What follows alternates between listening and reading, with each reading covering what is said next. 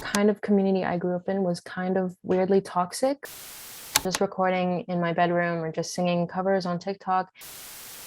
Hey, I'm Marissa. You're listening to the hottest thing on campus, Radio Heatwave. Today, joining me, we have Lyn Lapid, a rising star that rose to fame with the help of TikTok and Instagram, where she showcased her talent for singing and songwriting. The Filipino-American singer-songwriter's musical journey began in December 2018 after posting her first cover on YouTube, where she sang Best Part by Daniel Caesar and Her while playing the ukulele. In 2019, Lyn hopped on the TikTok bandwagon for fun, which resulted in one of her videos becoming the most viewed unreleased demo on the app. She is now signed with Republic Records and released her first debut single, Producer Man. Lyn is now back with her debut EP, The Outsider, an 8-track project featuring her main track, Pager, as well as her viral single, In My Mind. Welcome to Radio Heatwave, Lyn. So happy to have you here today. How are you doing today? Hi, I'm doing so good. I'm currently in Indianapolis on tour, and it's been a lot of fun so far. Yeah. Oh, that's so cool. I've never been to Indianapolis. Yeah, me neither. It's my first time here. Oh, that's so cool. Okay. So firstly, I would like to ask you about, you've mentioned that your latest EP, The Outsider, is a collection of different parts of yourself while growing up. And the main track, Pager, is more specifically talks about the kind of community you grew up in. Could you elaborate a bit more on about that? Yeah, so Pager was kind of inspired by, for sure, the community I grew up in. I don't know about other people, but for me, the kind of community I grew up in was kind of weirdly toxic and very competitive between my friends and I, my classmates and everyone.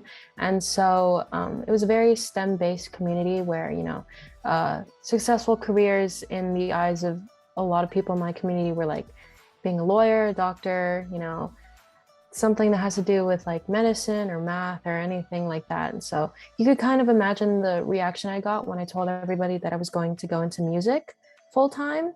A lot of backhanded compliments and a lot of, uh, that sort of vibe that I got from a lot of people. And so I wrote Pager as sort of a response to all of that, to say that like, if you have a problem with, like my decisions in my career or like my choices to do with my, that I like chose with my future, then the phrase is you can send it to my pager. And the joke is that, like nobody these days uses a pager, or like nobody really knows what a pager is nowadays. So that's why it's kind of funny. That's very interesting. I totally relate to the fact that like about all the expectations of going into medicine and all that is very common in like especially Asian communities. Yeah, for sure. Yeah.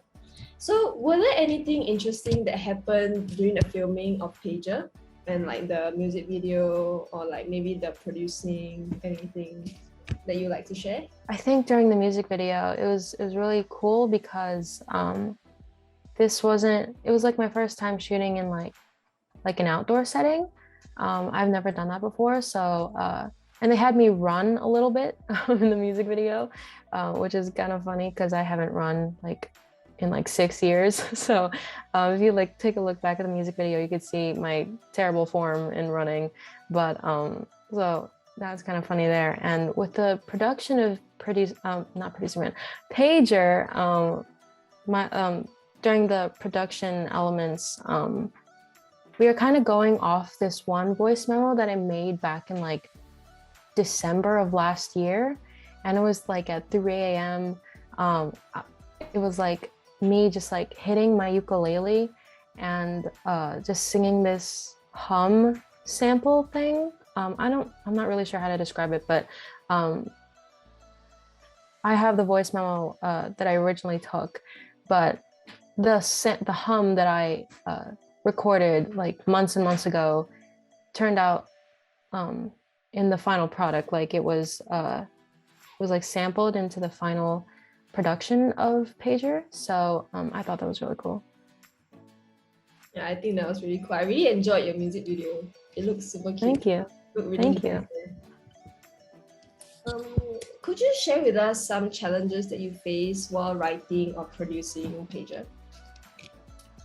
Ooh, so, oh yeah, I definitely had a bit of trouble finishing the second verse of the song.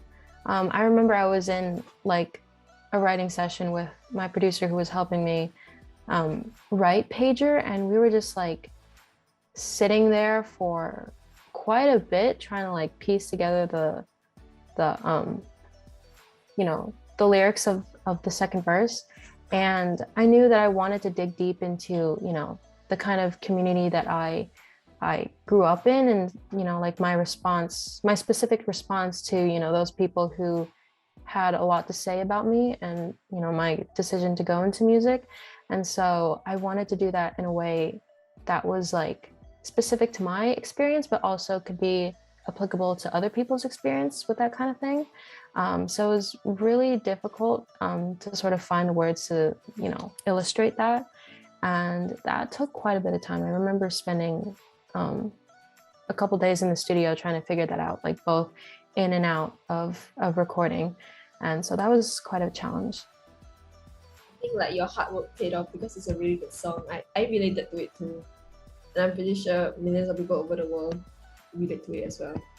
Okay, so now I want to talk about a bit more about your interactions and experiences with other artists. So how did you feel when you are able to interact and meet with your fans when you join artists like Ricky Montgomery and Eric Nam on their tour? Ooh, I think it's been a really, really cool experience so far. It's nothing like I've ever experienced before.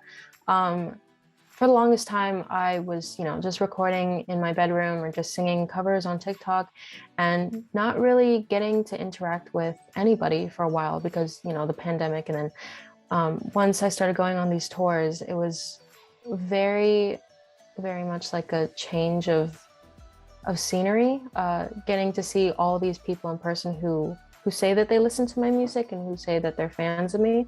It was really cool to see a lot of people, freak out over like me singing live or stuff like that. So it's definitely a really cool experience. You say you're on tour now, right? Could you tell me a bit more about that? How are you feeling? How has it been? Yeah, this current tour that I'm on is with Ricky Montgomery. I'm opening for him for his entire tour, all across the US and some of Canada. And it's been really cool so far.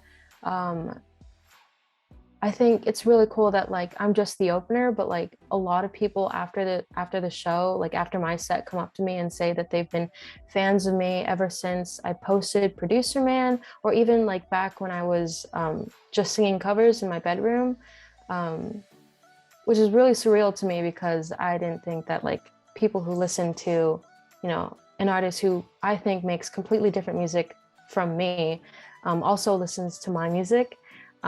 So I think that's been really cool to meet a lot of people who do that. Yeah. You must feel like so excited to see all these people.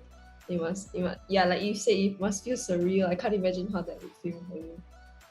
Yeah, it's really cool. And I'm hoping that like along the way, because I'm an opener, I can like pick up a bunch of new fans. And whenever I get to do my own headline tour one day, they can become fans of my music as well.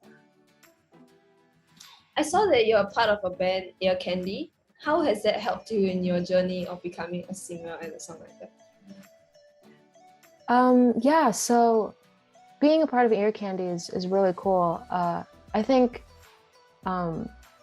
getting to sing like different parts of an arrangement that my members make helps a lot with, my own music, because I'm one to include a lot of like 8-part harmony parts in my own songs, and getting practice with like arranging by ear helps a lot, especially being part of Ear Candy. So yeah, it's been a really cool experience working with them for the past, I think, year and a half now. Yeah. I see. I saw that you were part of this band, and I really wanted to ask you about it because I found it really, really cool. Yeah, they're a really cool group. Mm-hmm. In like one of your interviews, you mentioned that in your YouTube days that you had no schedule and no pressure to post. So how do you feel now that you have a larger following? I will be honest, I think it's definitely a lot more stressful, because I feel like I have an obligation to keep up with everything on my social media. Um, and I feel like things have just gotten so much harder now because there's like a million different social media platforms that I have to keep up with, and all the different things that I have to interact with. It could be kind of overwhelming sometimes. So it's definitely a lot more stressful than when I was just posting for fun back in like 2018 on YouTube. Um, so yeah, I would say it's a little bit more stressful, but I think over the years I've kind of gotten the hang of trying to post consistently, and I think it's just sort of a balance of, you know, um, working with all the different algorithms that are on all these different platforms, but also just being organized and making sure that I stay on top of content and everything. Yeah, I'm sure that a lot of other artists and like rising stars also would share your experiences about having to like the stress to post and all that.